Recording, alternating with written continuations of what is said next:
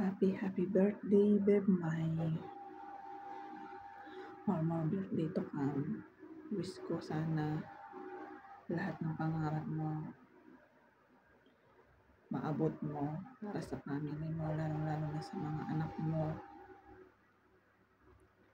Basta always akong nandito para sa'yo, para sa inyong lahat.